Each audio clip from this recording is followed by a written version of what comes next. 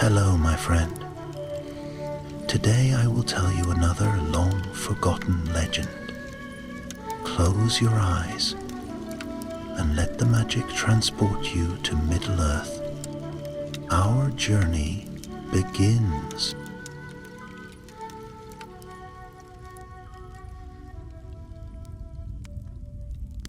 In the far north of Middle-earth, beyond the high shoulders of the misty mountains and the dark tangle of Mirkwood, there stretched a realm long lost to memory.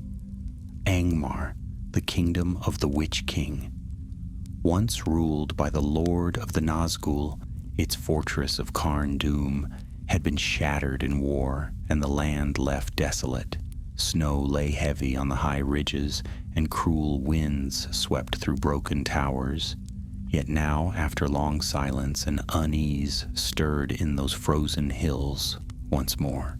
It began with whispers, carried by the wind, spoken in fear by the wild men of the north. Whispers of lights in the ruins, of strange beasts prowling by night, and of red stars glowing where no stars should shine. These rumors reached the ears of the wise, and among them one did not ignore such signs. Gandalf the Grey, wanderer and fire-bearer, had heard much in his travels. Cloaked in grey and leaning on his staff, he had passed through the woods of Lorien and spoken long with Galadriel. He had visited Elrond in Rivendell, searching scrolls older than the hills, and questioned dwarves who delved in the north. And from all corners came the same troubling tale. Something ancient was waking in the ruins of Angmar, something not yet under Sauron's rule, but no less dangerous. One evening, beneath the fading summer sky, Gandalf stood upon the watchtower of Amon Sul. The winds howled high above the weather hills, and the stars were beginning to kindle in the deepening blue.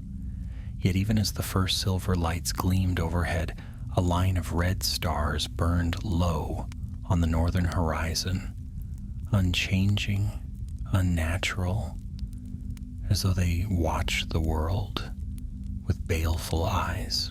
"There is malice in the north again," Gandalf murmured, "and the hand behind it is neither orc nor goblin, but older and more cunning." He did not tarry. Gathering his cloak and staff, he descended the tower, and by dawn had left the road behind.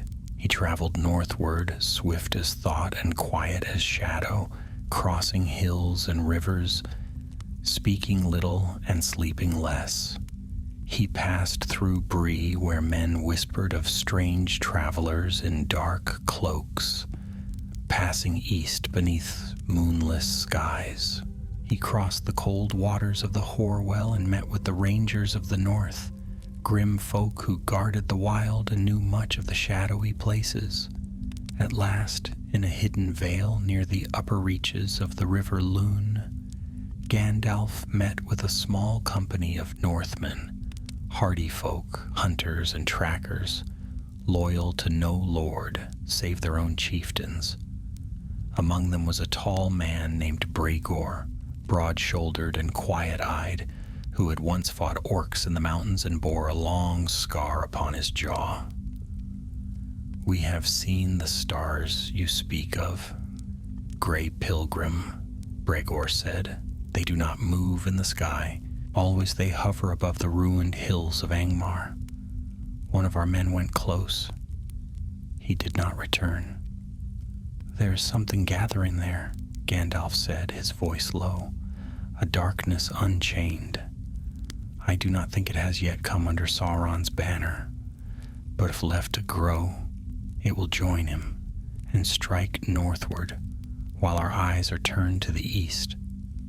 Bregor nodded. "Then we ride with you, wizard. We know the ways and our bows are true." So it was that Gandalf set forth with 7 Northmen at his side, moving by hidden paths along the edge of the misty mountains. They passed through ruined keeps and forgotten glens, following the cold wind northward. The land grew harsher, the trees fewer, and the stars, Those red stars seemed to draw nearer with each league. By night, they burned like coals, casting no warmth, only a strange light that played on stone and snow alike. On the 5th night, the company came upon a ruined watchtower half buried in snow. There they made camp, kindling no fire, for the wind carried howls too near for comfort. Gandalf stood watch, and though the others slept, unease clung to him like frost. In the hour before dawn, a faint sound stirred him, a whisper low and cold, not carried by the wind, but rising from the stones themselves. He turned, staff in hand, and looked northward. There, far across the dark plain, was a flicker of firelight. No campfire, but something deeper, crueler, and around it moved shapes, tall, cloaked, and unnatural. Gandalf's eyes narrowed. "Not orcs," he whispered, "not men. Something older. This is no mere band of raiders." By dawn they moved again, but the pace grew grim. The wind seemed to bite deeper, and the red stars never faded. Snow began to fall, not from clouds, but from the clear sky itself, as though the land had turned against them. On the 7th day, disaster came. As they descended into a shadowed ravine, the air suddenly turned still. A strange hush fell over the stones. Then, without warning, arrows hissed from the cliffs above. 3 of Bregor's men fell before a cry could be raised. Gandalf raised his staff and shouted, light flaring from its tip, casting the gorge in silver. In that moment, the attackers were seen. Black-clad men with pale faces and cruel eyes, wielding curved blades and whispering in tongues long dead. Bregor and the others fought fiercely, but they were outnumbered. Gandalf called forth flame and the rocks trembled, but even as fire leapt from his hand, a net of sorcery fell upon him. He staggered, his staff blazing, but he was dragged down beneath shadow and confusion. When he awoke, he was alone. The gorge was silent. The snow fell thicker now, and no tracks remained to follow. His companions were gone, taken or slain. Gandalf rose slowly, leaning on his staff. Though his limbs ached and his head swam, his will remained unbroken. "Whatever has risen in Angmar has shown its hand," he said, "but it shall find that I am not so easily broken." He wrapped his cloak tight and turned northward, alone, into the cold wind. And above him, the red stars burned ever brighter. The wind in the north was sharper now, slicing through Gandalf's cloak and hair as he trudged across the broken land. The gorge lay behind him, littered with signs of the struggle, burned stone, snapped arrows, and a single Northman blade half buried in the snow. The red stars, as they had come to be called by the northern folk, watched from the sky with that same ominous stillness, like coals set in the heavens by a hand long forgotten. It was neither day nor night, for the sky had dimmed unnaturally, and the sun rose only to vanish behind a gray veil, lending no warmth to the ground beneath. He moved with quiet urgency, navigating through the bleak wilderness of Angmar, where twisted trees stood bare and black against the pale drifts, and old stones jutted from the earth like broken teeth. The land bore the memory of ancient war, and in every shadow there seemed a whisper, half heard and half felt, echoing some bitter oath sworn long ago. It was no place for the living, and even the beasts had fled or fallen silent. Gandalf was not lost, though he walked alone. The path ahead was uncertain, but not unknown. He had studied the maps of the north in Rivendell's libraries, pored over the tales of the fall of the Witch King and the ruin of Carn Dûm. It was toward those shattered towers that he now traveled, believing that whatever force stirred in these forsaken hills would not stray far from the stronghold where the Witch King had once ruled in terror. If the whispers were true, if a new power had risen, then that place would be its heart. By the second day since the ambush, snow fell in earnest. It clung to his beard and shoulders, and the wind drove it sideways, obscuring the path ahead. Gandalf pulled his cloak tighter and pressed on, guided by the shape of the land more than sight. He passed a row of standing stones, carved with symbols now worn to near invisibility, relics of forgotten sorceries and darker pacts. His staff glowed faintly beneath his hand, a comfort more than a weapon now, but he kept it ready. The enemy had shown cunning. Ambush in the gorge had not been the work of mere bandits. They had laid wards against him, woven spells of confusion, perhaps using knowledge stolen from the dark vaults of Minas Morgul or Barad-dûr. The sorcery had not held him long, but it had been enough to scatter his companions. Whether they were captured or slain, he did not yet know. He'd found no bodies, which gave him hope, but also unease. The enemy had moved swiftly. That alone was reason for alarm, and always there was the question that gnawed at him with every step. Who commanded them? By the evening of the third day, the snow had lessened, but the cold deepened. He found shelter in a hollow, beneath a ridge of rock, where the wind could not reach and lit no fire. The stars above pulsed red, burning steadily without flicker, always hovering in the same place. Gandalf frowned, studying them again. He had walked for days, and yet they had not shifted. These were not stars at all, he now believed, but signs, beacons, or bindings set in the sky by power unknown. He ate little, conserving what supplies remained in his pack, and drank melted snow from a leather flask. As he sat in the cold silence, he drew forth a small crystal from the folds of his cloak, a stone given to him by Galadriel, catching faint glimmers of light even in darkness. He held it in his hand, and for a moment his thoughts turned to the golden wood, to the warmth of Lothlorien and the voices of the elves beneath Malorn trees. But such thoughts were fleeting here. There was no song in Angmar. Sleep came only in brief spells, interrupted by distant howls and dreams of shadowed towers. At dawn, if it could be called that, he rose and moved again. The land had changed. The hills became jagged and cruel, scarred by old battles and earthquakes long past. Black rock jutted through the snow like the bones of the world, and dead trees clung to the slopes as if still resisting the passage of time. And then, at last, he saw it, rising from a range of crags to the northeast, its towers broken but unmistakable, the ruins of Carndum. Once the seat of the Witch King of Angmar, it had been cast down in battle by the armies of Arthedain and the elves. Yet even ruined, it remained a place of dread. Great stones still stood in jagged walls, and above them, a single spire leaned like a crooked finger pointing skyward.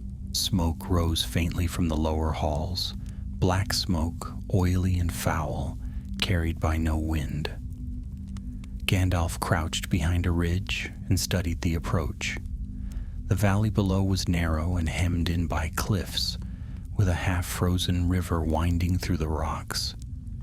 Near the base of the fortress, figures moved, tall, hooded men garbed in black and silver, and among them, beasts too large to be wolves and too twisted to be wargs. They moved with purpose, guarding the gate and hauling crates from wagons that bore strange runes. The sight confirmed Gandalf's fears. This was no band of marauders. It was an army in the making. He did not descend at once. Instead, he circled wide, moving along the high ridges, seeking a path unseen. Near dusk, he found an old trail, a narrow stair carved into the cliffside, half collapsed and long overgrown.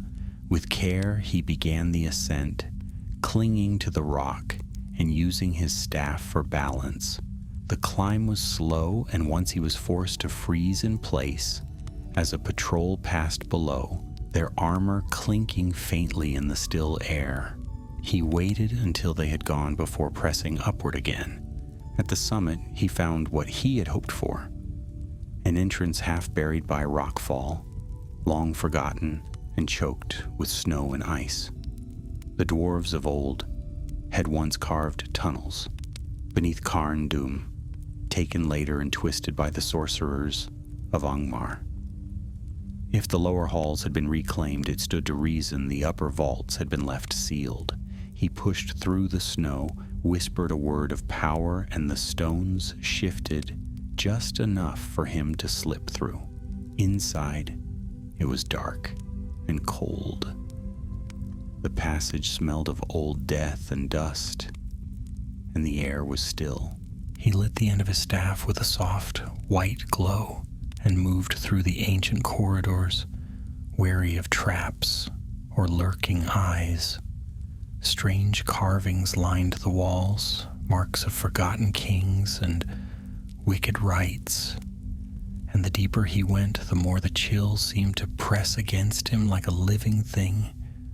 After a time, he found what he sought, a hidden stair that led down toward the heart of the fortress.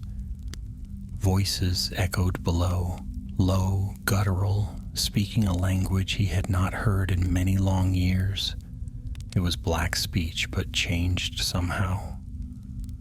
Older, more refined, like the speech of Numenor twisted into cruelty. He edged closer, extinguishing the light, and peered through a crack in the stone. What he saw chilled him more than the wind. In a vast chamber lit by red fire stood a figure, tall and robed in black, with a crown of iron set upon his brow and a staff carved from blackened wood. He spoke to a gathered host of men, not orcs, men whose eyes gleamed with fanatic light. And before them, upon a black pedestal, sat a relic, a jagged helm, ancient and crowned with cruel horns. Gandalf's breath caught. The helm was known to him, the crown of Morgul, a relic once worn by the Witch King before he rose as a ring wraith, lost for centuries, and now found. And the figure who claimed it, this new lord rising in the ruins of Angmar, was no mere chieftain. He was one of the Black Númenóreans. Gandalf remained motionless in the shadowed corridor, barely breathing as he watched the grim gathering below. The light of the red fire flickered against the damp stone, dancing across the dark-clad figures who stood in absolute silence before the one who called himself their lord. There was something unnatural about the scene, about the stillness of the men, their pale, cold expressions, and their rigid posture, as though they had given up some part of their humanity to follow the will of another. The chamber itself was built like a throne room, though it had clearly once served a darker purpose. The ceiling arched high, shrouded in darkness, with broken chains hanging down from the vaults. Along the walls were remnants of old banners, rotted and torn, bearing sigils no longer seen in the world of the living. Braziers stood on either side of the dais, their flames burning with a dull crimson glow that cast more shadow than light. The helm upon the pedestal, black iron streaked with the faint glimmer of silver, seemed to drink in the firelight rather than reflect it, as if it remembered the cruel will that had once worn it. The man who now stood beside it was tall, thin, and still, wrapped in flowing robes that shimmered like oil. His hair was dark, his skin pale, but it was the eyes that betrayed his origin. Cold, ancient eyes that gleamed like ice under starlight, filled with bitterness and the hunger of ages. Gandalf had seen eyes like those before, though not often, and only in those who had long ago surrendered to the shadow, black Númenóreans. Few remained in Middle-earth by this time, for they were long-lived but mortal, and many had perished in wars or fallen to madness in the service of Sauron. But now one stood again in Carn Dûm, not as a servant, but as a king. As the wizard watched, the figure began to speak, not in the harsh tones of the black speech, but in a tongue that was older, spoken in deep, rhythmic cadences that seemed to stir something in the stones themselves. The men before him bent their knees, heads bowed low. Then the speaker lifted the helm with both hands and held it aloft. A gust of wind howled through the chamber, though there were no windows nor open doors, and the flames in the braziers leapt higher. Gandalf could feel it even from the shadows. Power, old power. The helm was more than a relic. It had been crafted in sorcery, perhaps even touched by the Witch King himself, before his final fall. If the man below were to wield it, if he were to claim the name of the Witch King and rally the remnants of Angmar, then the North would burn. He had to act, but not yet. Not here, not alone. Quietly, carefully, he slipped back from the edge of the stair and into the darkness beyond. The corridors were old and twisted, and it took time to find a way back to the upper levels. Several times he was forced to hide as patrols passed. Dark-armored men whose faces were hidden behind masks of black steel, they moved with quiet discipline, not like orcs or wild tribesmen, but like trained soldiers. This army had not grown in chaos. It had been built, molded, drilled. Someone had planned for war. Gandalf reached the narrow opening through which he had entered the fortress just as a gust of wind swept through the mountain heights, and snow hissed across the ridge. He pulled his cloak around him, descended the hidden trail, and vanished once more into the wild hills. The cold bit harder than before, and the red stars above flickered more violently, as if aware of his escape. He needed to find allies, and quickly. There was one place still untouched by this rising darkness, one place where he might still find help. A day's journey east, beyond the crumbling roads and snow-choked passes, lay the scattered hill villages of the Losoth, the snowmen of Foreshal. Reclusive and hardened by generations in the frozen wilds, they were no friends of the South, but neither had they ever bowed to the shadow. If any had seen the movements of the dark forces or heard rumors of the enemy's plans, it would be them. By the time he reached the highlands above the valley of the Coldwater River, the storm had grown fierce.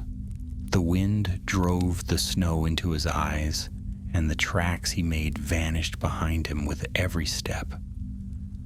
More than once he had to use his staff to summon a faint glow to light the way, careful not to draw the attention of eyes that might be watching from the peaks above. Somewhere he knew the enemy's scouts were already ranging far from Carn Dûm, and it was only a matter of time before they struck again. At dusk, he stumbled upon a trail barely visible in the snow, marks of sled runners and footprints pressed into the ice. Following it, he soon came upon a ring of low stone huts, built against the cliffs and shielded from the worst of the wind by a half-circle of trees Smoke drifted from the chimneys, and faint torchlight flickered behind deerskin-covered windows. He approached slowly, keeping his hands visible, and his staff lowered. The people of the north were wary, and not without reason. When he reached the edge of the settlement, a voice called out from the dark, a gruff voice speaking in the harsh dialect of the Foreshell tribes. He answered in their tongue, halting but respectful, giving his name and purpose. There was a pause, then two men emerged from the shadows, clothed in thick furs and bearing short spears tipped with bone. They studied him carefully, eyes narrowed beneath frost-crusted brows, before one of them nodded and beckoned him forward. Inside, the warmth was overwhelming after days in the wind. The chieftain, an elder named Tarek, welcomed him with guarded courtesy. Over hot broth and strong tea, Gandalf told them of what he had seen in Angmar, not in full, for he did not wish to bring dread upon them, but enough to stir concern. Tarek listened in silence, his eyes shadowed with memory. "We've seen the red stars," the old man said at last. "They are older than the stones. My grandfather spoke of them, omens of a shadow that once ruled the north and will come again, but no one believed such tales, not in our time." Gandalf leaned forward. "The shadow is rising once more, and its hand is not far from here. You must send word to your hunters, your scouts. Tell them to watch the passes, the rivers, the old roads. I must know how far this threat has spread." Tarek nodded slowly. "And what will you do, old one?" "I will return to Carn Dûm," Gandalf said grimly, "not as a spy, but as a storm." He did not stay long. That very night, while the stars burned above and the wind howled like wolves across the hills, Gandalf departed again, carrying with him a map drawn by the Foreshell hunters. It marked a trail north of the fortress, one the enemy had likely overlooked, a frozen ravine carved by ancient waters, now little more than a crack in the earth. He would follow it at first light, and in the deep halls of Carn Dûm, the black Númenorian, who had once been called Morlaen, captain of the galleys of Umbar and servant to the Eye, placed the crown of Morgul upon his brow and spoke the name of the Witch King once more. By the time the gray light of morning broke over the northern hills, Gandalf was already climbing. The map given to him by the Foreshell hunters had proven sound. A narrow crevice, almost invisible, beneath the layers of wind-driven snow, wound along the base of the western cliffs like a hidden scar. It was treacherous footing, the ice slick and brittle beneath his boots, and once his staff slipped between two rocks and nearly pulled him down. He moved with slow determination, each step deliberate, his eyes ever scanning the jagged sky above. The red stars had faded with the coming of day, but their memory remained, etched into the clouds like distant embers. The ravine twisted sharply to the east and began to rise, cutting through layers of black stone that had long ago split under some violent upheaval.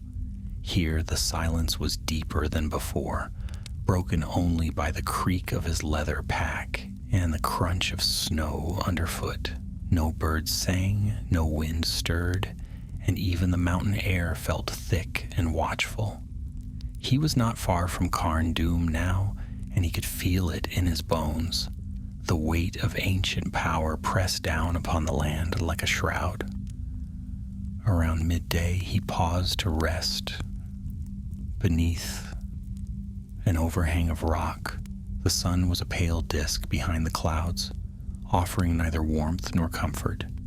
He chewed on a piece of dried fruit, sipped water from his flask, and turned over the same question in his mind. How had Morlaen, once a mere captain in the service of the Dark Lord, come to wield such power? The Black Númenóreans had always been dangerous, twisted by pride and the long shadow of their ancestors, but few had possessed the cunning to act beyond Sauron's bidding, to raise an army in secret, to uncover a relic thought lost to history, and to set his will against the North once more.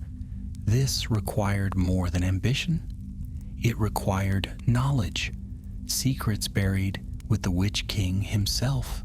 Gandalf had encountered Morlun once before, many years earlier in the East, during a brief and bitter conflict among the Haradrim. At the time, Morlun had been younger, less disciplined, a zealot cloaked in noble blood, fighting not for gold, but for power promised by shadows. Gandalf remembered the cold light in his eyes, the way he spoke of ancient glories and the downfall of the faithful.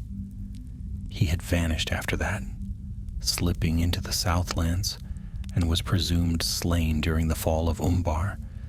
But it seemed now that Morlaen had not died. He had been waiting.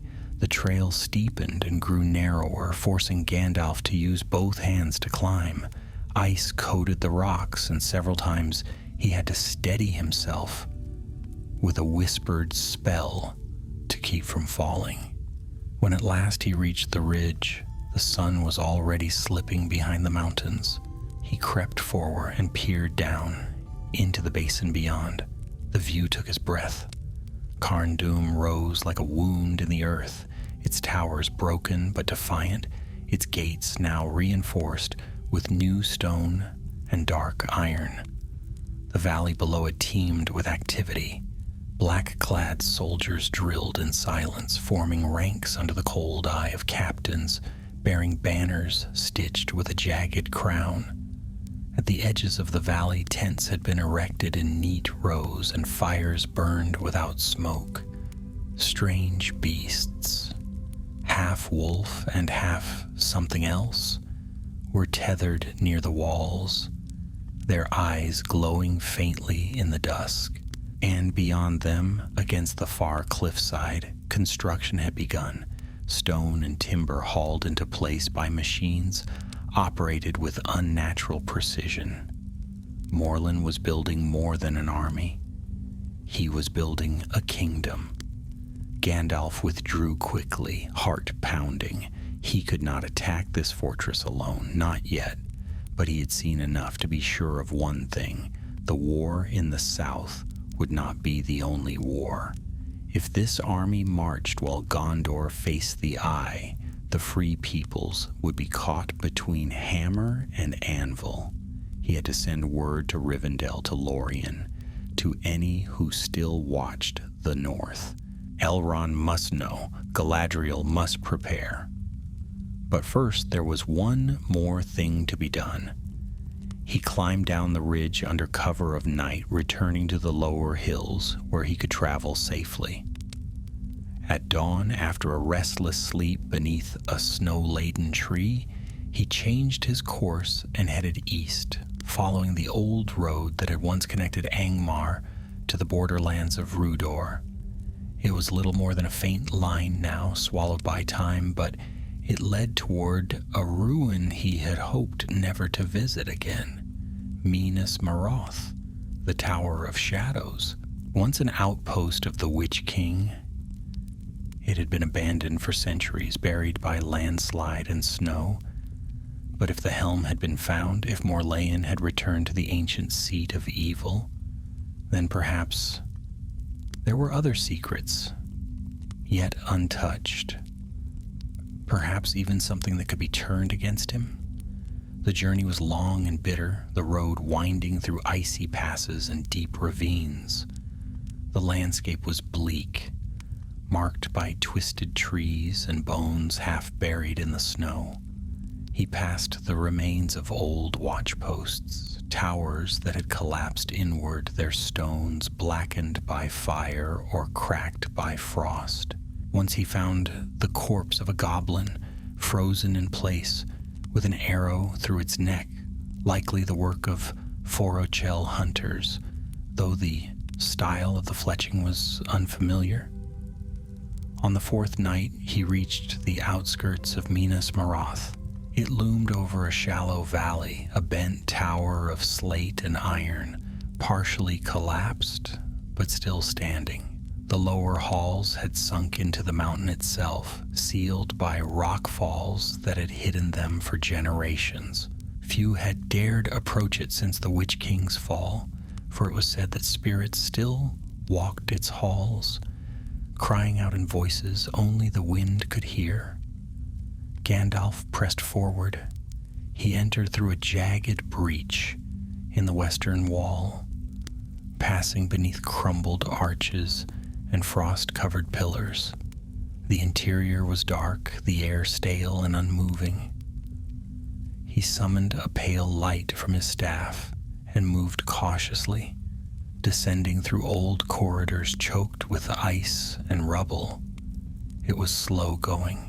Twice he was forced to dig a path through collapsed stone, and once he triggered a trap left behind by some long-dead hand. A blast of cold wind that extinguished his light and nearly dragged him into a chasm. But on the second day, deep in the lowest vaults, he found it a chamber untouched by time. The door bore the seal of the Witch King, and the lock was crafted with dark runes, sealed by both iron and will. Gandalf raised his staff and spoke a word of power, and the lock shivered before opening with a groan. The chamber beyond was small and circular, the walls lined with shelves, most of them empty up, but at the center stood a pedestal, and on it rested a scroll bound in black ribbon. He stepped forward and took it in hand. The parchment was old but strong, the ink faded but legible. He read quickly, scanning the symbols and sigils with growing alarm. It was a map, not of the land, but of something older. Lines of power, ley paths, hidden relics and buried altars. And at the center, marked with the helm of the Witch King, was Carn Dûm. Gandalf frowned.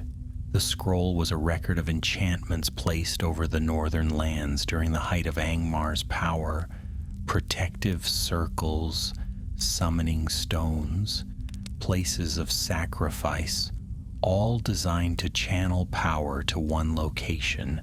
If Morlun had found this, he would have used it to awaken what remained of the Witch King's legacy, to draw upon the lingering essence that haunted these frozen lands. He had not simply found the helm, he had reawakened the crown, and he would not stop until all the North bent to it once more. Gandalf emerged from the depths of Minas Morath with the scroll wrapped tightly in oilskin and hidden deep in his cloak. The knowledge it held was grave, too dangerous to leave behind and too urgent to ignore. Snow had begun to fall again, soft at first, but soon thickening into a white curtain that blurred the landscape. He had no shelter and little food left, but he dared not linger in the tower, not when the winds had begun to carry distant sounds, unnatural ones, faint howling that did not belong to wolves, and the low grind of stone echoing through the mountains. He had broken a seal meant to remain undisturbed, and there was no telling what had stirred in the dark to notice. For 3 days he traveled through the snowbound passes, heading southward with the scroll as his burden and his proof. He no longer tried to hide his tracks, for secrecy would do no good now. He needed to be swift. Every hour wasted was another hour in which Morlean's influence could spread through the north unnoticed. If the forces of the free peoples were to have any chance of preparing for the storm to come, they had to know what he had learned. Yet even as he pushed onward, doubt crept in around the edges of his thoughts, whispering like the wind between the stones. Would they believe him? Would they act in time? Or would they see this rising threat as a shadow too distant to worry over, just as they had once ignored the signs of Sauron's return in the east? On the fourth night, he reached the edge of the Weather Hills, where the ancient ruins of Amonsul still stood broken, atop the highest peak. He rested there, sheltering beneath a collapsed arch and letting his thoughts settle. The red stars had returned, faint but visible, even through the shifting snow, hovering still above the far north, like sentinels.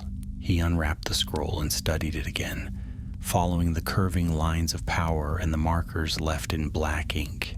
The relics of Angmar's sorcery had not simply been symbols, they had been vessels, roots of a vast spell long buried. Morlaen was not merely raising armies, he was reviving the old kingdom through blood and will, feeding the land with fear and memory until it could live again. The snow lessened by morning, and Gandalf set out once more. South and east he turned now toward the hidden paths that would bring him to Rivendell. The roads were rough, but he knew them well. As he moved through the low hills and frost-laced forests, he allowed himself a sliver of hope. If Elrond still watched the borders, if the Rangers had not all been drawn away to other duties, he might find allies sooner than expected. That hope proved true, for on the third day of travel, just past the ruined stone bridge at Mithai-Thel, he heard the soft whistle of a bird, a strange call, too regular to be natural. He paused, listened, and responded with a quiet click of his tongue, a signal known to few beyond the Dunedain. Moments later, a tall figure emerged from the trees. Clad in a gray cloak and bearing a long bow, the ranger inclined his head respectfully.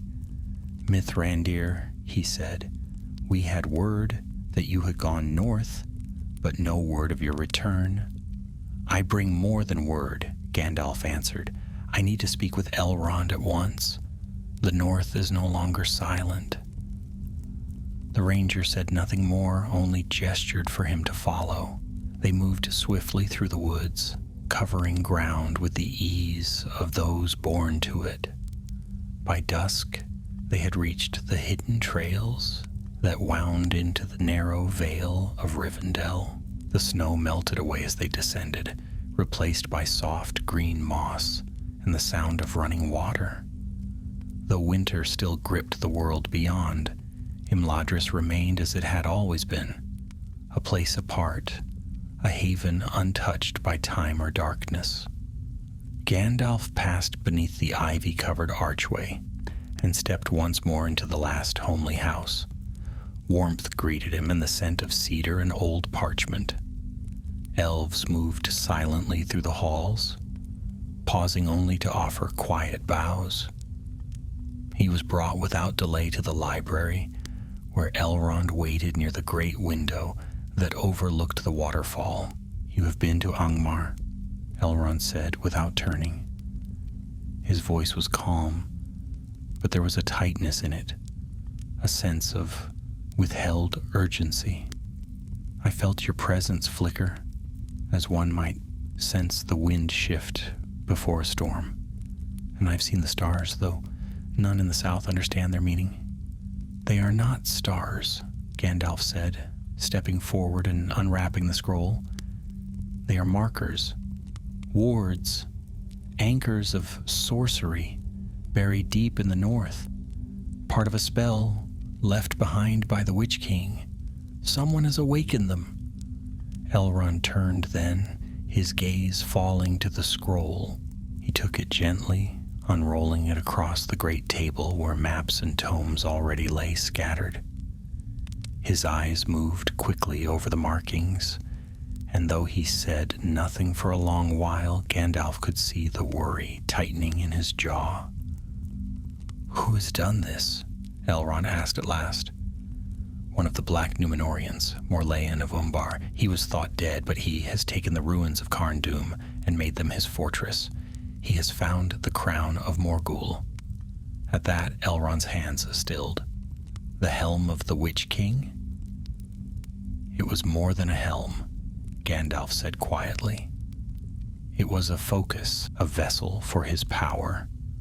I saw it myself, resting upon a pedestal beneath the ruins, guarded by men who serve Morleyan as if he were the Lord of Angmar reborn.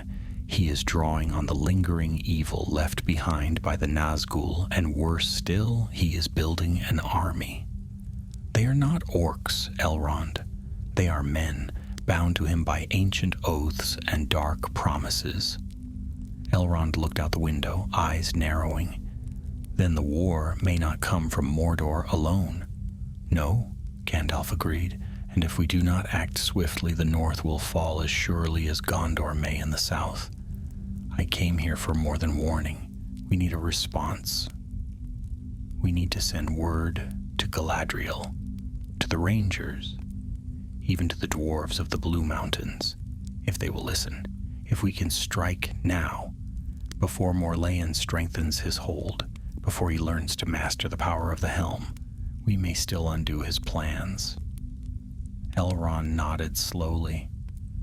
"I will send messengers tonight, but you must not go alone."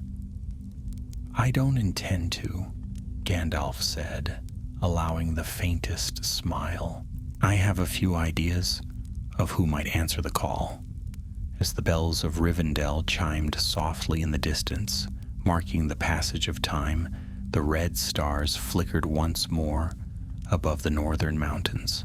Somewhere deep in Carn Dûm, Morleyan stood before a brazier burning with black fire, speaking words that had not been heard in Middle-earth for an age.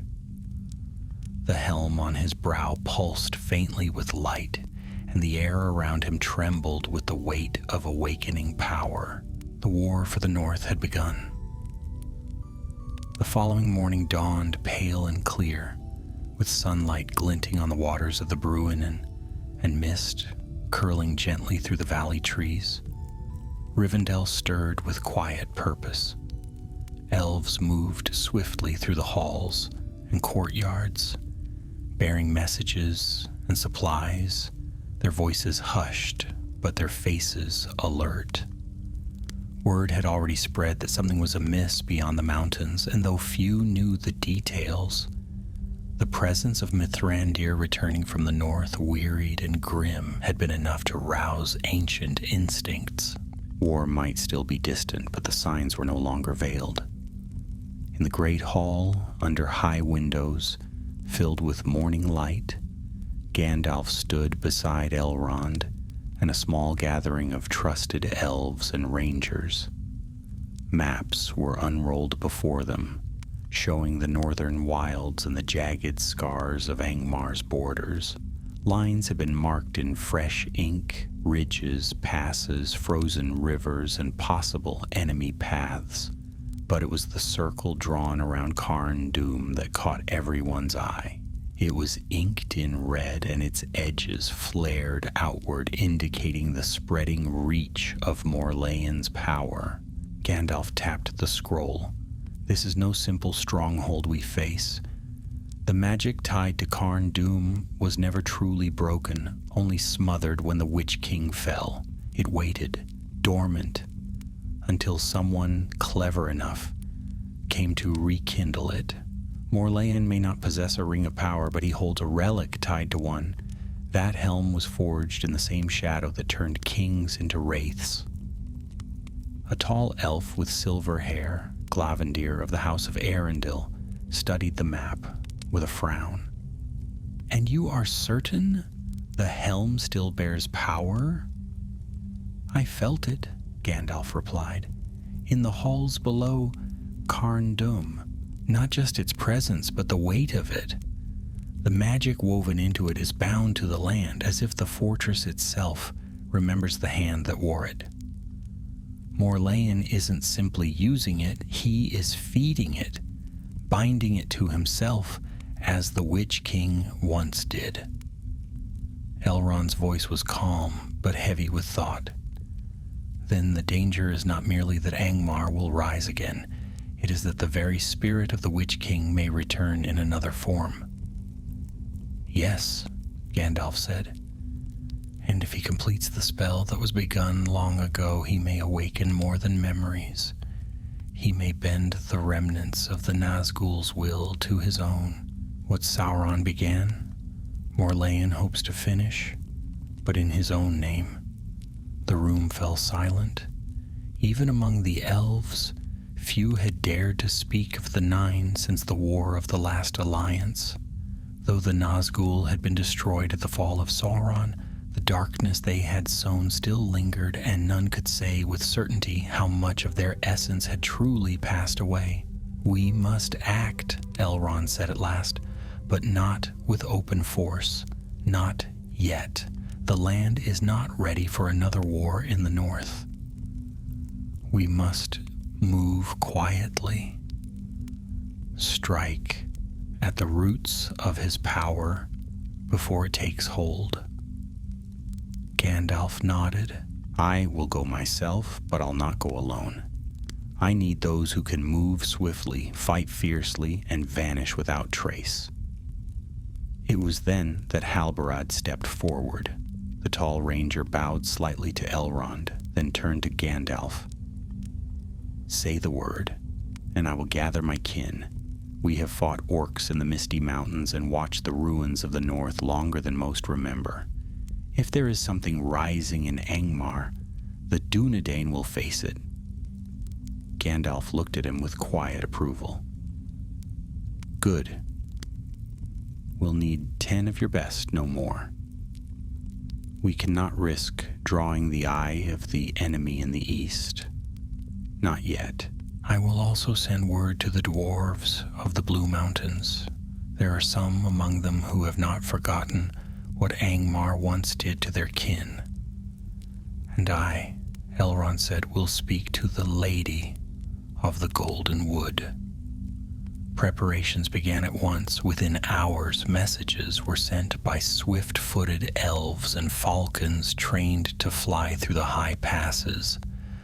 Gandalf worked quickly, gathering supplies, consulting the old maps in Elrond's library, and preparing spells that had not been spoken aloud since the fall of Arnor. He wrote a single letter to be delivered to Galadriel, sealed with silver wax and bound with a strand of his own hair. Its contents were brief but urgent. He knew she would understand. By the evening of the third day, the company was ready.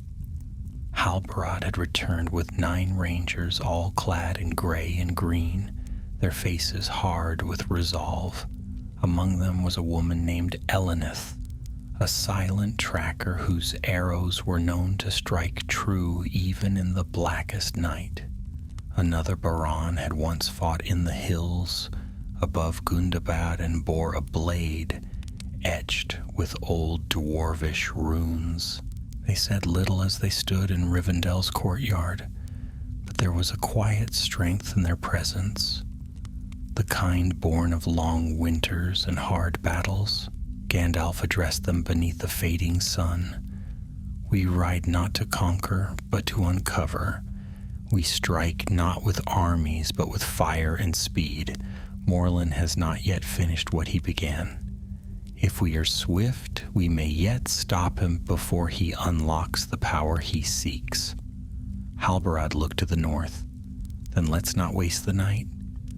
They departed at dusk, slipping from Rivendell's gates like shadows.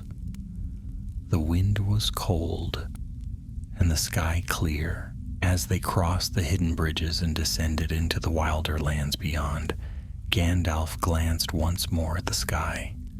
The red stars had returned, burning low on the horizon, always in the same place, always watching. They rode swiftly, traveling by night and resting by day beneath overhangs and thickets. The rangers knew the land well, avoiding the old roads and keeping to hidden trails. Gandalf kept watch with his staff, sensing for traces of dark enchantment or watching eyes. Once, near the ruins of an ancient watchtower, they passed a line of stones that hummed faintly with power. Gandalf paused long enough to mark them with ash and whisper a word that caused the hum to fade. Wards, he told the others, placed long ago to bind the land, but now they're stirring again. By the fifth night, they reached the broken foothills near the southern border of Angmar. Snow fell lightly and the air grew sharper. The ground bore signs of recent passage, faint tracks in the ice, too disciplined for wandering beasts, too fresh to be old. Baran knelt beside them and frowned. Marching feet, not orcs, too clean. These are soldiers. Halbarad looked toward the mountains. Morlaen is moving. Gandalf narrowed his eyes. Then so must we, quickly before the first blade is drawn. What none of them saw, not even Gandalf, was the rider who watched them from a distant ridge, cloaked in black, his mount silent as death. He turned without a word and vanished into the mist, heading north. The red stars blazed brighter that night. By the time the company reached the edge of the withered heath, the moon had vanished behind thick clouds and the snow was falling in heavier sheets, carried by a wind that howled down from the peaks like the cry of some ancient beast. Trees stood bare and frost-bitten, their branches clawing at the sky. The land itself had changed, no longer merely wild but hostile, as though it resisted every footstep, every breath, every whisper of warmth. The old road they had followed was little more than a memory, swallowed by drift and ice, and Gandalf had to rely on his memory of the maps in Elrond's library, counting ridges and frozen streams in his mind to stay on course. They were less than a day from the outer marches of Carn Dûm, and each hour brought the scent of shadow closer. They moved cautiously now, no longer traveling in single file, but spread into a scouting formation, with Halbarad and Elenith riding ahead, and Baran keeping close to Gandalf's side. No fire had been lit since the first night, and the company took their meals cold and sparse, wrapped in silence and cloaked in the dark. From time to time, a strange red light shimmered across the snow, not from the stars, but from somewhere behind the clouds themselves. Gandalf did not speak of it, but each time it passed, his grip on his staff tightened. It was in the deep hours of night, when even the trees ceased to creak and the wind paused in its endless complaint, that they came upon the first sign of the enemy's movement. At the foot of a broken ridge, barely visible beneath the ice, lay a small circular clearing ringed with stones. The snow here was undisturbed, yet in the center of the circle was a strange pattern, lines carved in frost, forming a spiral of unfamiliar runes. Gandalf dismounted and stepped closer, frowning as he studied them. They were drawn with heat, he said after a moment. Not fire, but something colder, older. This is no mark of man or beast. It's a summoning circle. Baran crouched beside him, one hand resting on the hilt of his sword. Is it active? Not now, Gandalf murmured. But it was used recently. A few nights ago, perhaps. These symbols are of the lost speech of the East, older than black speech, more precise. Whoever made this wasn't calling a creature, he was binding one. Halbarad, returning from the far edge of the ridge, gave a grim nod. Tracks to the north, large, too large for men. Whatever they called, they let loose in this direction. Elenith glanced at the markings and looked to Gandalf. Do you think he's using the same magic that once gave the Nazgul their strength? Gandalf straightened, brushing frost from his sleeve. Not the same, but kin to it. What Morlun is building isn't just a fortress or a kingdom. He's trying to claim the legacy of the Witch King himself. That crown binds more than men. It speaks to the land, to the ancient curses laid upon it. If we do not reach the heart of his sorcery soon, it may be too late to unbind it. They pressed on, and by midday, the clouds had darkened. Snow began to fall sideways, driven by gusts that came in fits and starts. The land sloped downward into a wide hollow, scattered with jagged stones and broken columns, half buried in ice. It had once been a fortress of some kind, long since fallen to ruin. The rangers spread out, checking the ruins for signs of life, but found nothing. No fire, no footprints, no carrion birds. Just silence, thick and choking. Gandalf moved through the hollow with unease. Something about it gnawed at the edges of memory. He stopped at a crumbling arch and ran his fingers across the stone. A faint shimmer passed over its surface like light on oil, and he drew his hand back sharply. A gateway, he muttered, or what remains of one. Warded. The shadow here is old, tied to the deeper spells used to seal the foundations of Angmar. Morlun has been here.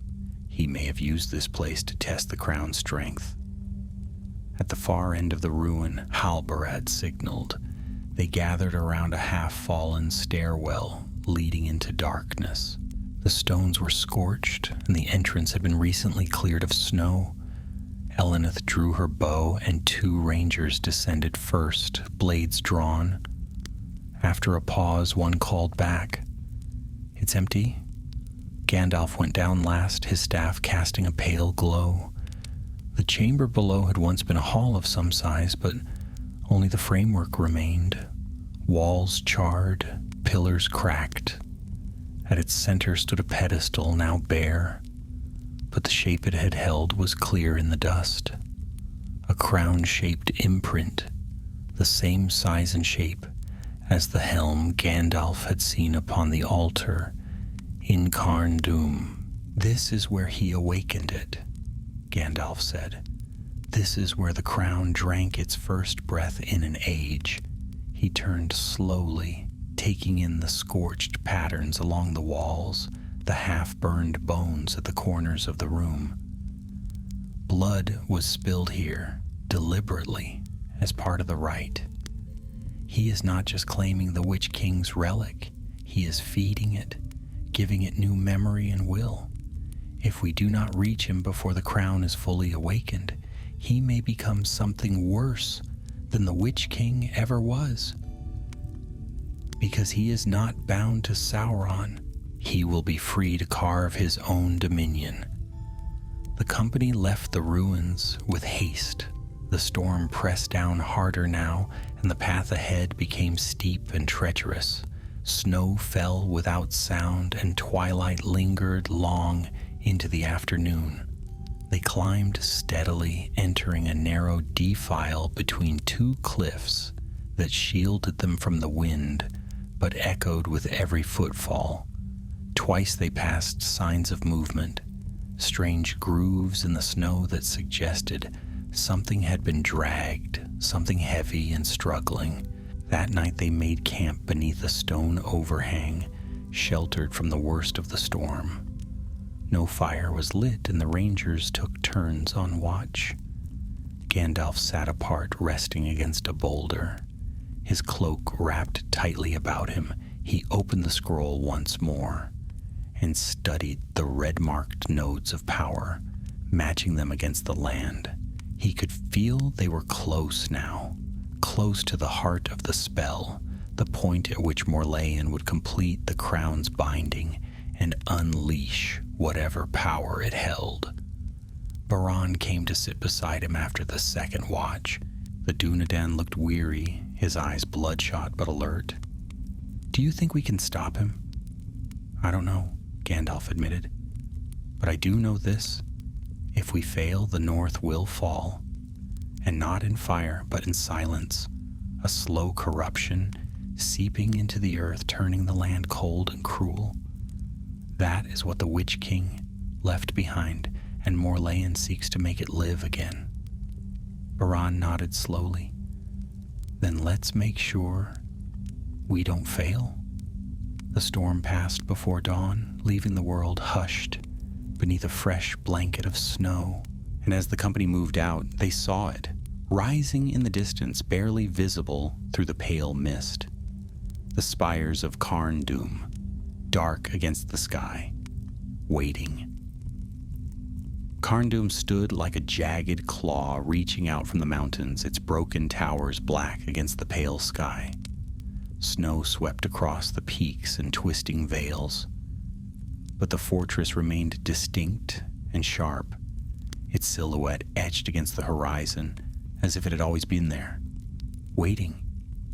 The wind had stilled, yet the air remained heavy, as though the world itself was holding its breath.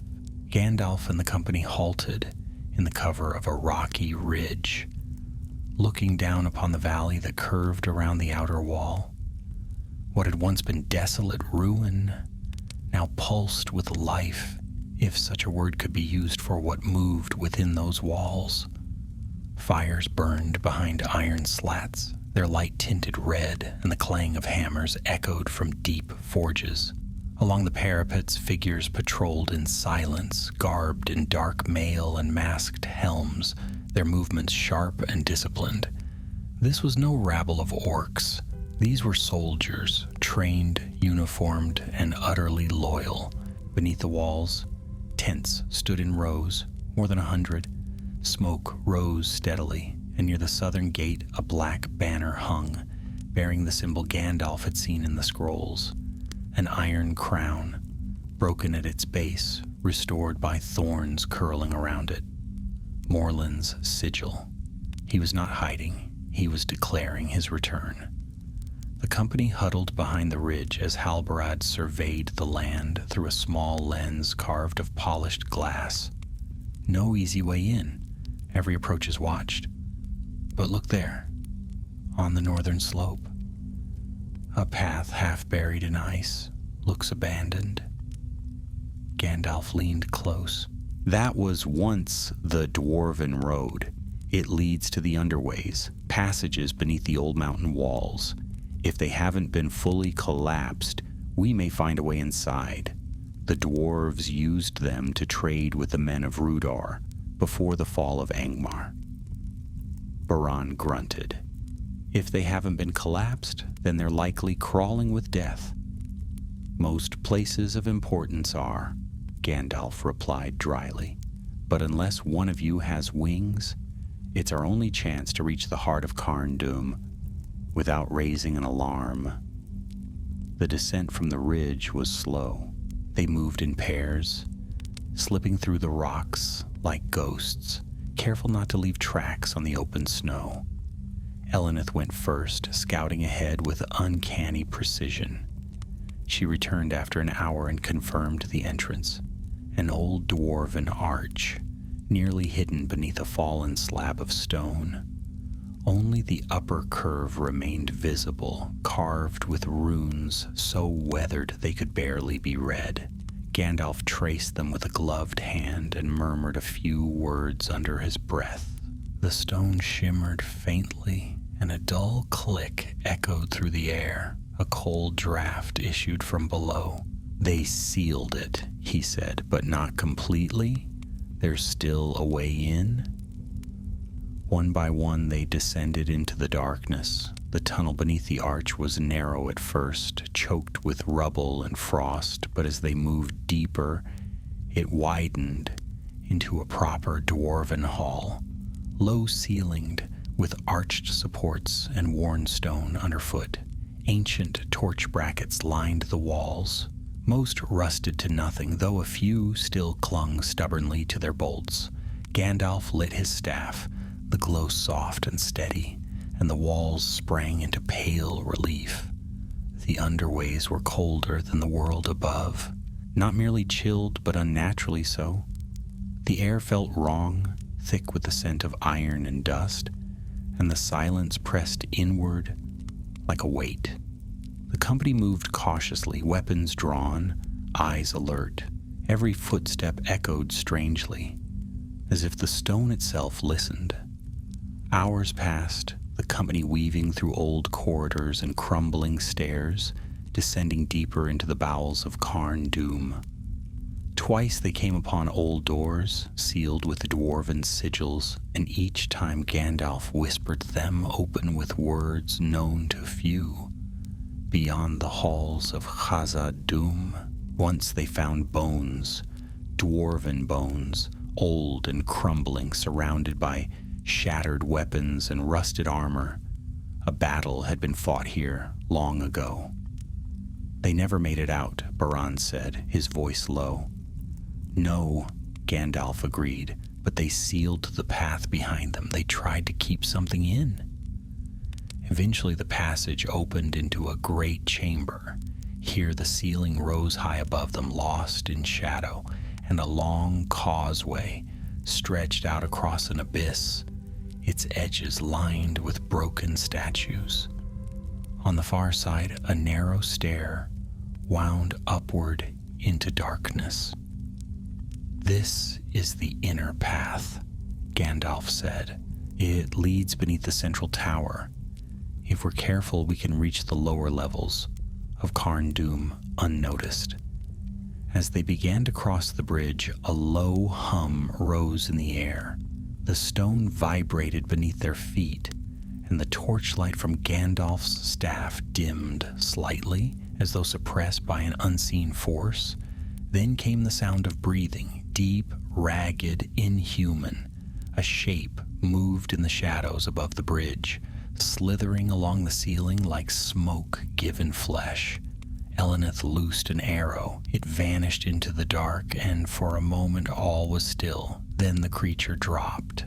It landed on the bridge with a crack of stone, tall and hunched, its limbs too long, and its head crowned with bony protrusions. Its eyes burned with a dim red light, and its mouth opened wide, revealing rows of needle-like teeth.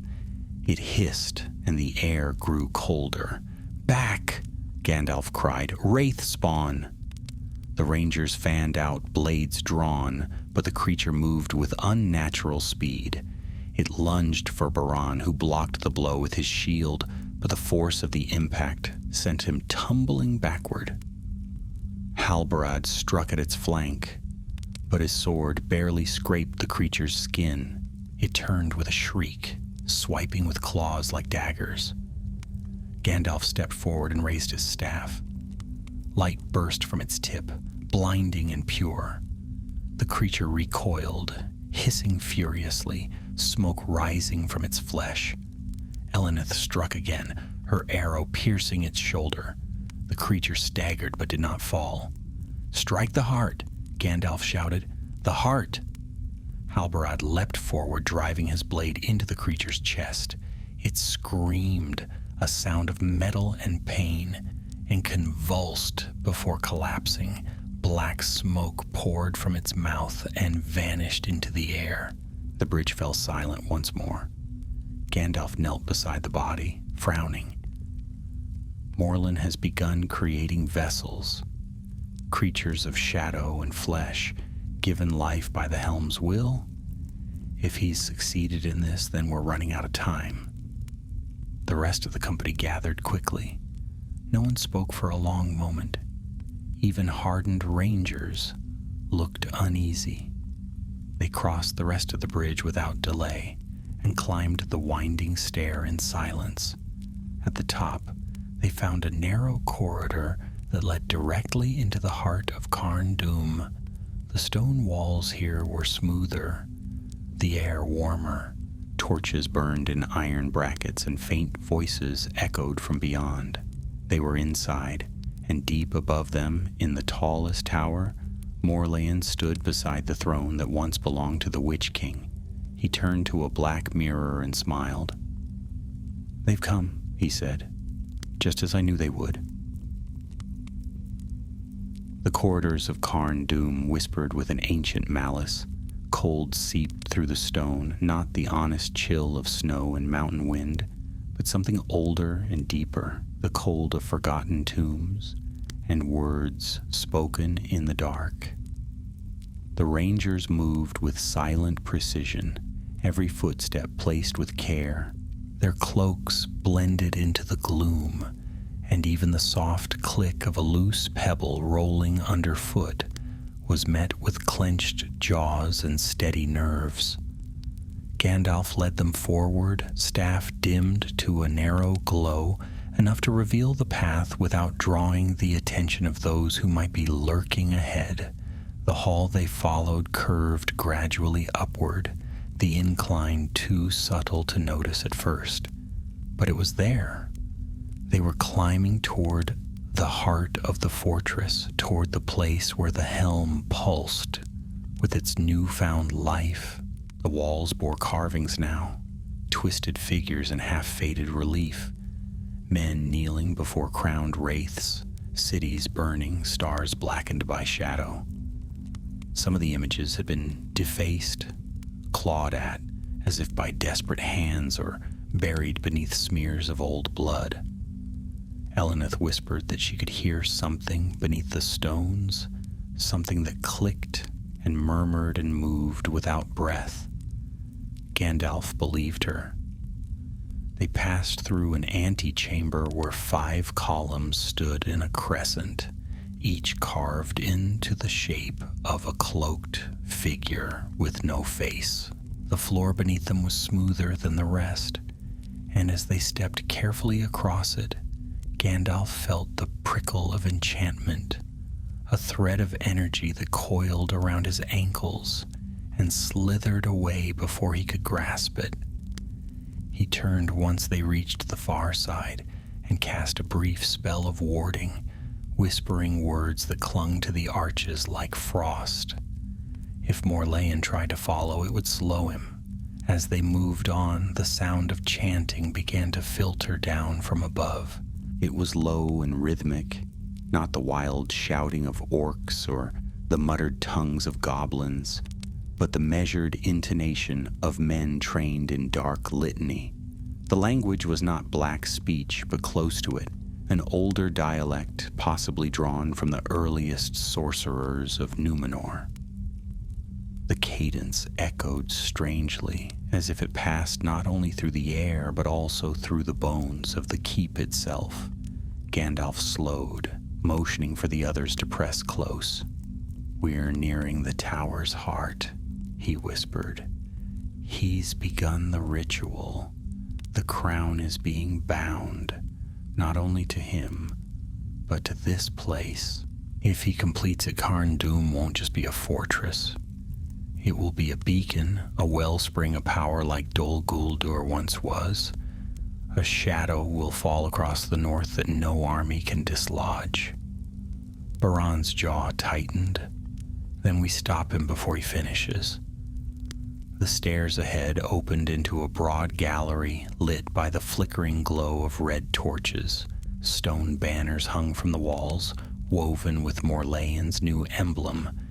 At the far end, 2 great doors stood open, revealing a chamber.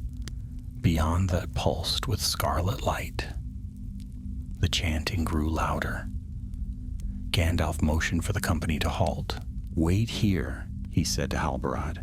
"When you hear my voice raised in spell, strike swiftly, scatter his guard, disrupt the ritual. We cannot allow the crown to bind fully." Halbarad gave a single nod. "We'll be ready." Gandalf stepped forward alone, staff held steady, the brim of his hat low over his eyes. The light from the chamber flickered across his cloak as he passed into the open doorway and stood upon the threshold of the hall. It was vast, far larger than the exterior suggested. The walls were black stone veined with red crystal, and the ceiling arched high above in a dome lined with mirrored panels that reflected the light in disorienting patterns. At the center of the room stood a raised dais, and upon it was a black altar, carved from obsidian and laced with silver runes. Upon that altar sat the helm. It no longer looked like a relic. It burned with a red glow from within, as though a forge fire pulsed inside the metal. The horns curled upward like antlers, and the front had lengthened into a cruel beak. The crown of Morgul was no longer a memory of evil. It had become a vessel of it. Morleyan stood behind the altar, arms raised, robes swirling with unseen wind. His face was sharp and pale, eyes glowing faintly red, and around him knelt a ring of armored men, all bearing the marks of the black Númenórean cult. Their eyes were closed, mouths chanting, each one locked in trance. The spell was thick in the air, visible to Gandalf's eyes, threads of power binding helm to stone, stone to land, land to spirit. The wizard stepped forward. "Morleyan," he said, his voice strong and clear, "you play with powers that once unmade kings. Abandon this path. Cast the helm into shadow and leave these lands, or face the ruin that comes from waking things best left to sleep." Morleyan's hands lowered slowly. He turned to Gandalf, and a smile spread across his face, calm and cold. "Mithrandir, I wondered how long it would take you, but you're too late. The crown has chosen. It called to me before I ever found it. I am not a pretender, Grey Pilgrim. I am the rightful heir." "There is no heir to the Witch King," Gandalf said, taking another step forward. "Only those foolish enough to chase his doom." "You do not understand," Morleyan said, his voice rising. "This land remembers it was not conquered. It was buried, but I have unearthed its will. I have walked in the dreams of the Nine. I have heard their whispers. The crown is not only a relic, it is a key. When I complete the rite, I will not rule as a man, but as something more. Something less." Gandalf replied, raising his staff. "You do not ascend through darkness. You are devoured by it." The helm pulsed brightly. Morleyan stepped forward and reached for it. Gandalf shouted in the language of fire. A wave of light burst from his staff, slamming into the altar with a thunderous crack. The spellwork fractured, red lines splintering across the floor. The chanting circle was broken, and the kneeling men cried out, some collapsing to the ground. Halbarad and the rangers charged in from the gallery, blades flashing, arrows loosed, in perfect silence. Chaos erupted. Morleyan staggered, but did not fall. He clutched the helm to his chest and cried out a single word, one that Gandalf did not recognize. The red glow exploded outward, hurling back 2 rangers and shattering the mirrored panels above. Shards rained down like jagged stars. Baran leapt for the altar, but Morleyan raised his hand and the air warped around him, forming a barrier. Gandalf countered with a second spell, fire meeting shadow in a burst of light. The ground shook and cracks spread through the floor. "You cannot stop it," Morleyan shouted. "The helm is mine. The spirit of Angmar lives again. Then it dies again," Gandalf said, and with a final word, he drove his staff down upon the stone. A blinding flash filled the chamber. The altar shattered. The helm was thrown into the air, and Morleyan screamed, not in pain but in fury. The battle had begun. The helm struck the ground with a hollow clang, spinning once before settling at the foot of the shattered dais. For a moment, everything was still. The glow from within the crown dimmed, the red pulse flickering like a dying ember. Then, without warning, the floor beneath it split open. From the cracks, black smoke poured upward, not smoke from fire, but something colder, thicker, alive with motion. It coiled and twisted, rising like a serpent, and the shadows in the corners of the chamber deepened. Gandalf stepped back at once, raising his staff, but the tendrils of darkness were already moving, drawn to the helm as if summoned by its presence. The air grew tight, and a low rumble vibrated through the stone. "Back!" he shouted, and the rangers obeyed without hesitation, retreating toward the gallery. Morleyan did not move.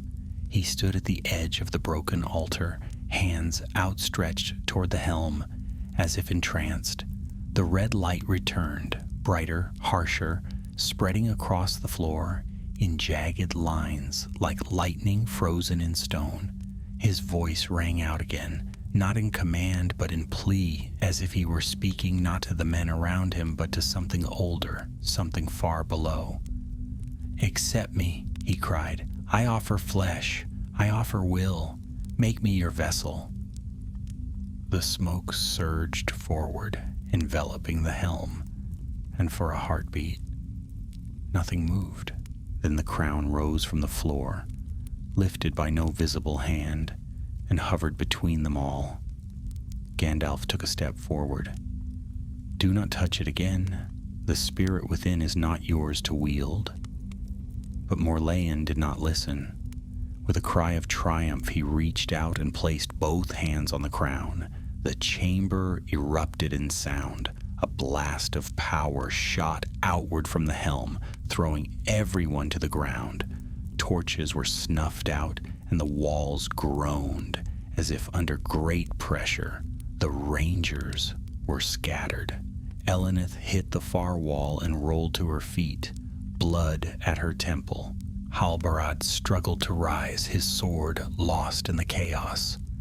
Baran, coughing, tried to reach Gandalf, but a fissure had split the floor between them, and in the center of it all stood Morleyan.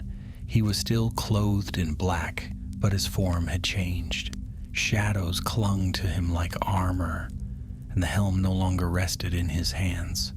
It sat upon his head, its horns taller, its eyes burning with crimson flame. When he raised his face, the skin beneath was no longer pale, but gray and corpse-like, stretched thin over sharp bone. "The crown has accepted me," he said, and his voice echoed with more than one tone. A second voice spoke through him, older and deeper, as if the stones of the mountain spoke with him. "You've given yourself to it," Gandalf said quietly. "Then you are no longer Morleyan." "I am more," the creature said. "I am the king, returned." The chamber shook, the cracked floor buckled, and from the rift at its center, new shapes began to rise, cloaked figures with hollow eyes and skeletal hands, clad in ancient mail and bearing blades not forged in this world. Wraiths, not the 9, but fragments of them, echoes of their hatred, summoned by the crown's awakening. The rangers regrouped at the gallery, forming a tight circle. Gandalf joined them, already chanting beneath his breath, his staff glowing bright white. The light pressed back the shadows, forcing the wraiths to falter, but it would not hold them forever.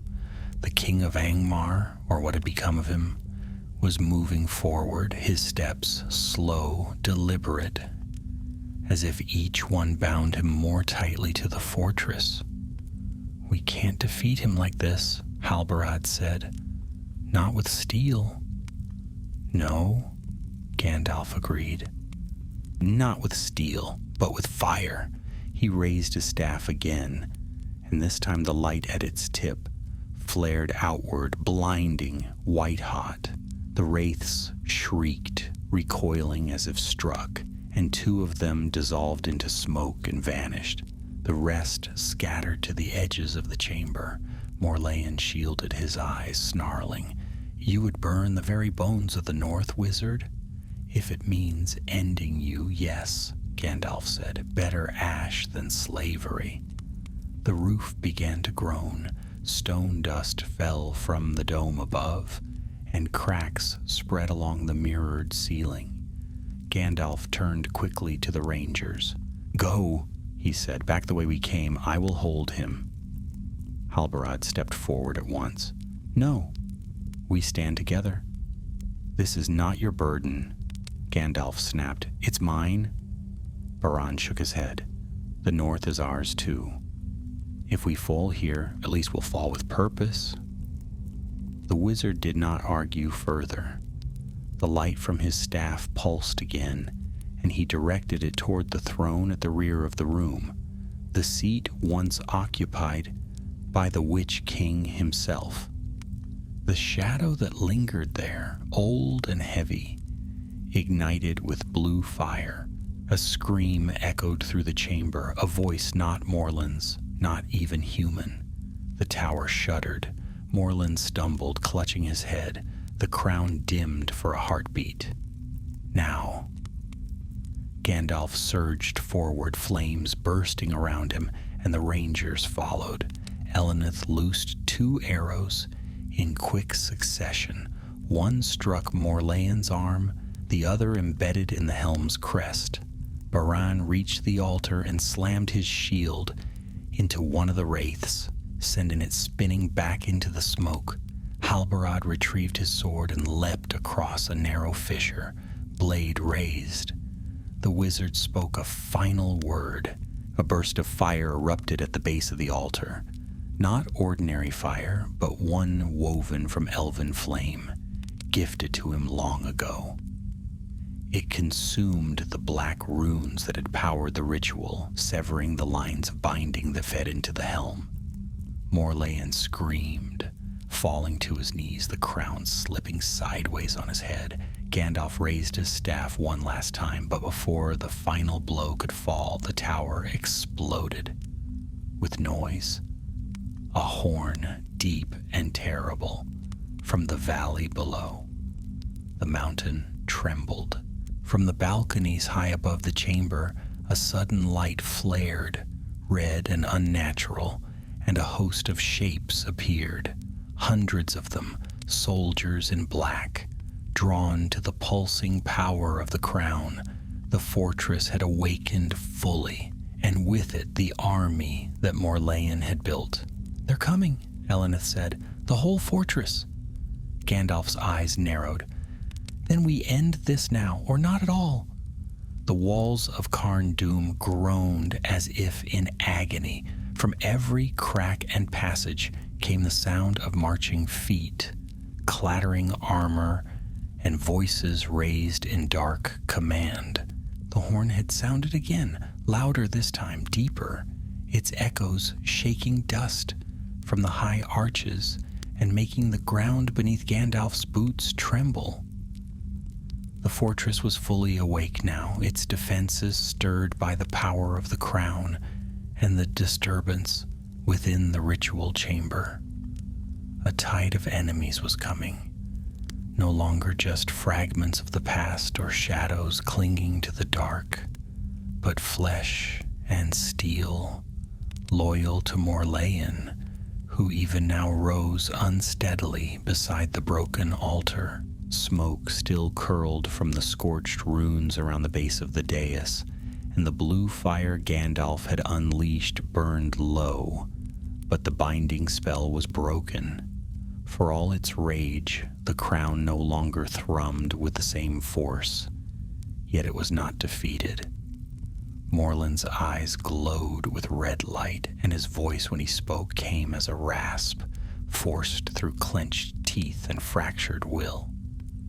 "You do not understand what I've begun," he growled, his voice splitting unnaturally on the last word. "The North remembers, the crown remembers. Even if you destroy me, the shadow has returned. And it will be cast down again," Gandalf replied, stepping forward. "As it was before." The others regrouped around him. Elenith rejoined with fresh blood staining her sleeve, but no hesitation in her eyes. Baran helped Halbarad to his feet, and though his lip was split and his shield dented, the ranger's grip on his sword was steady. The others had suffered minor wounds, but none had fallen. The wraith spirits that had risen with the crown's call were mostly banished or fled, though 2 lingered near the back of the hall, pacing along the edges of the firelight, unable to step forward. A great grinding sound came from beyond the gallery. The heavy doors were closing, massive stone slabs moving on ancient tracks. Gandalf turned at once. "They're sealing us in." Baran nodded grimly. "To trap us with their king. Let the mountain swallow us." "Then we break the mountain," Gandalf said. He turned toward the throne behind the dais. It still stood, cracked and blackened, but its foundations ran deep into the rock, carved when the Witch King ruled, and imbued with the same dark sorcery that had preserved the fortress for so long. Gandalf approached it, muttering in a tongue no longer spoken by men, words of unraveling, of breach, of fire.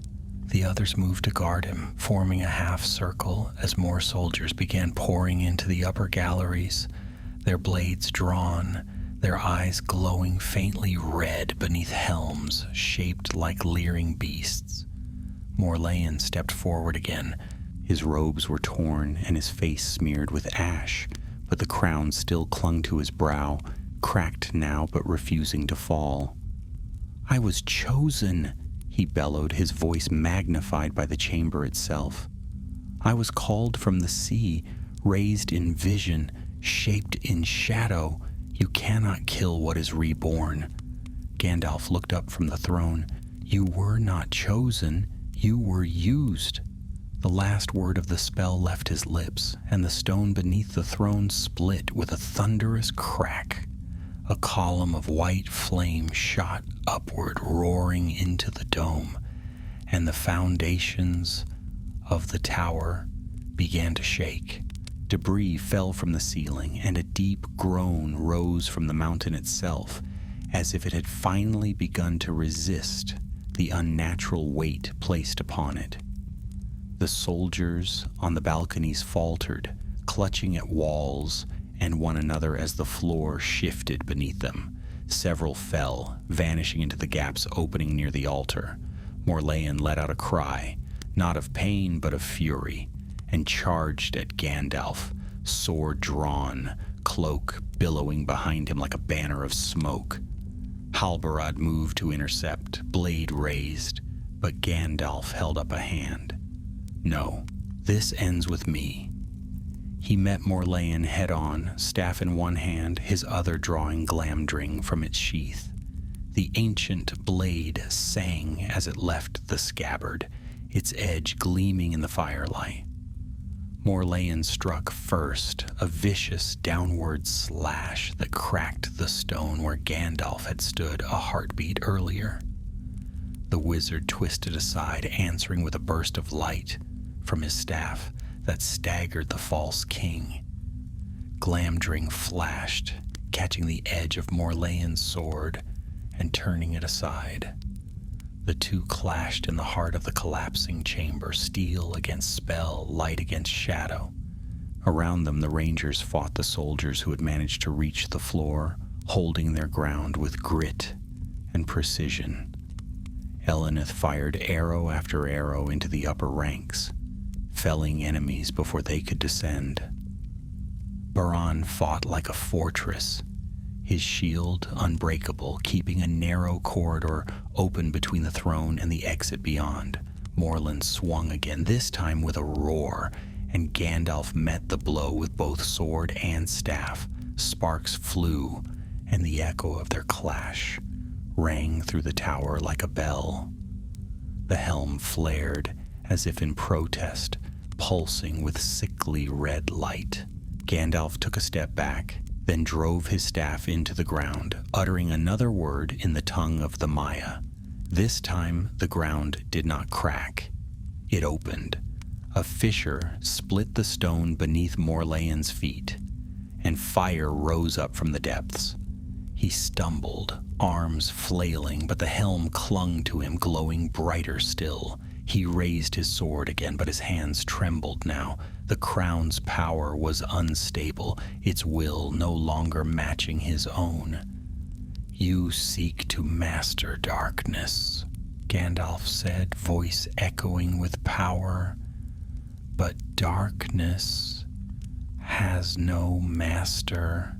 You gave yourself to it, and now it will consume you." Morlun screamed and lunged, but Gandalf struck first. Glamdring pierced through the shadowy armor and deep into the figure beneath. For an instant Morlun froze, eyes wide, and the crown upon his head cracked straight down the center. A sound like shattering glass filled the chamber. The red light vanished. The helm fell. Morlun collapsed backward into the fissure, his form already breaking into smoke and ash. The crown struck the ground beside the crack, rolled once and stopped. Silence fell. The soldiers who remained on the balconies let out cries, not of vengeance, but of confusion, as if the spell that had bound them had snapped. Some dropped their weapons. Others turned and fled into the shadows, vanishing into the deeper corridors of the fortress. The throne cracked down the middle and fell in two. Gandalf stood over the fissure, breathing hard. His staff was scorched at the tip, and Glamdring's blade glowed with heat, but he did not tremble. Halbarad stepped forward, surveying the room. "Is it done?" Gandalf looked to the crown lying on the stone. No light flickered within it. No shadow moved. He wrapped it in his cloak and bound it tightly. For now, the chamber began to shake again, not from spell work, but from the slow collapse of the tower's foundations. The fire beneath was rising, and cracks had spread to every corner of the floor. "We must go," Elenith said. "This place won't hold." Baran was already at the door, clearing the way. One by one, the company began their retreat, helping the wounded, gathering only what they could carry. Gandalf followed last, the crown bundled under one arm, his staff in the other. As they passed through the gallery and into the winding corridors beyond, the last cry of the tower rang out behind them. Carn Dûm was dying, and with it, the second coming of the Witch King. The tunnels shook with the fury of the mountain above. Stone cracked beneath their feet as the company raced through the lower halls of Carn Dûm, chased not by enemies, but by the failing heartbeat of the fortress itself. The ancient sorceries that had bound the place together were unraveling. Spells that had held ceilings aloft and foundations firm now collapsed in upon themselves, their threads severed when the helm had been broken and its bearer cast into flame. The air was thick with smoke and falling dust, and the glow from Gandalf's staff flickered wildly, struggling to keep the dark at bay. They moved in silence, save for the rhythmic pounding of boots against the stone and the sharp commands murmured between the rangers to guide their pace. Twice they passed rooms they had seen before, one with shattered columns, another with the empty remnants of ancient dwarven carvings. And though the way seemed familiar, the path had changed. Parts of the corridor had collapsed, and new fissures had opened in the floor, spewing forth choking smoke and bitter heat. Carn Dûm was not merely crumbling, it was fighting to bury its own ruin. At a narrow bend in the passage, they found their path blocked by a fallen arch. Gandalf raised his hand, motioning for the others to stop, and stepped forward, examining the rubble. Elenith crouched beside him, running her fingers along the broken edges of the stone. "It's fresh, minutes old." "We don't have time to dig," Baran said, glancing behind them where the distant roar of collapsing stone echoed louder with each passing moment. "We don't need to," Gandalf answered. He stepped back, raised his staff, and struck the ground beside the debris with a word of power. The earth trembled, and the largest stones shifted, groaning against one another. A narrow opening formed, just wide enough for one person to crawl through. Without waiting, Gandalf passed the wrapped crown through the gap, then motioned for the others to follow. One by one, they squeezed through, emerging into another corridor, this one older, rougher, carved in haste or secrecy. It sloped downward, then curved sharply before opening into a natural cavern. Cold wind poured through the darkness, and in the distance they could hear the faint rush of water. "We're under the northern cliffs," Halbarad said. "There's a stream beyond this cave. It leads into the hills." "Then we're nearly free," Gandalf said, allowing the faintest smile. "Let's hope the mountain lets us go." They moved swiftly now, crossing the cavern with care. The air was frigid but fresh, tinged with the scent of pine and snow. After days spent in shadow, the change brought a rush of relief, even if they dared not voice it aloud. They passed beneath a low arch of rock, climbed a narrow flight of natural stone steps, and emerged at last into the gray light of dawn. The northern sky was overcast, but the sun had begun to rise behind the clouds, staining the mist with silver. Snow fell lightly, carried on a steady wind, and the mountains behind them groaned again, this time from deep within. Turning, they saw a plume of smoke rising from Carn Dûm's highest tower, now split and leaning, its broken crown barely visible above the ridges. Then came a sound like thunder, and a portion of the western wall collapsed inward, sending a cloud of ash and stone cascading into the valley below. Carn Dûm, after long ages, was dying. They did not linger. The company descended into the foothills. Following the frozen stream that wound through the cliffs and into the wilds beyond, their wounds were many, and they moved slower now. But there was no pursuit. The enemy's army had splintered in the aftermath of the crown's fall, its unnatural cohesion shattered.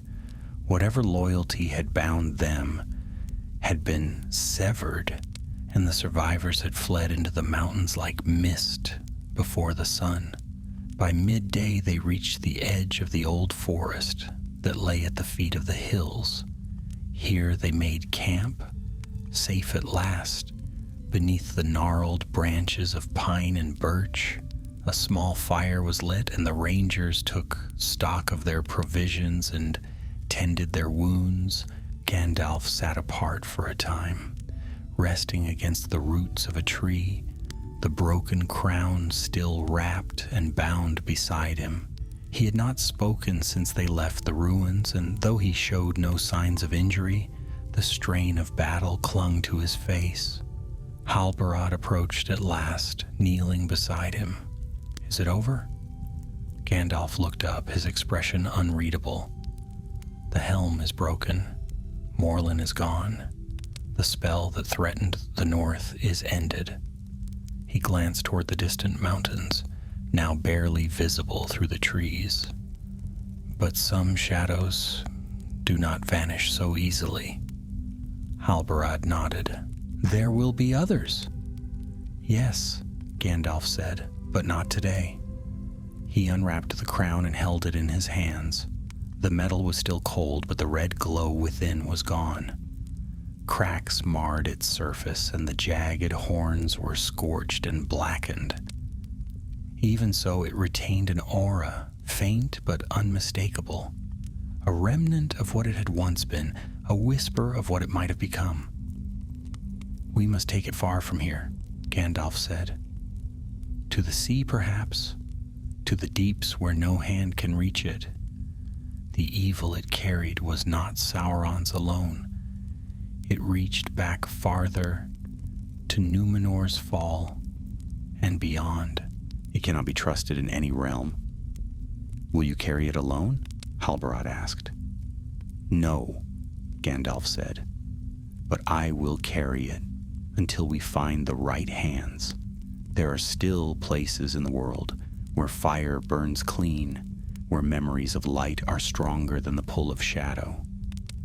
The company rested that night in silence. Few spoke and none sang, but there was peace in the air, a kind of stillness that followed storm. As the fire burned low and the sky cleared above the trees, they saw the stars once more, silver, not red, bright and familiar. The red stars had vanished. Whatever enchantment had hung above the north had lifted. Gandalf watched the stars for a long time. By morning, they rode south, away from the fallen kingdom toward the borders of the safer lands.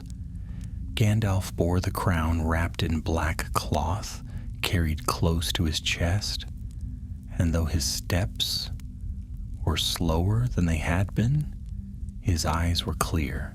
He spoke with the rangers along the way, asked after their families, listened to their stories, and laughed once more. When at last they reached the western road beyond the Weather Hills, the company parted ways. Halbarad and his men returned to the wild lands of the north to watch and to guard. Gandalf turned east toward Rivendell, where word awaited him from Galadriel. The red stars did not return. The cold winds that had haunted the mountains faded with time, and the broken towers of Carn Dûm were buried again by snow and silence. Some said the mountain grieved for what had happened there. Others believed it simply slept once more. But in the long years that followed, the north remained free, and those who remembered the darkness that nearly rose again never forgot the name of the gray wizard who had stood before the crown of Morgul and cast it down, not with legions or swords, but with fire, wisdom, and the will to stand alone in the storm.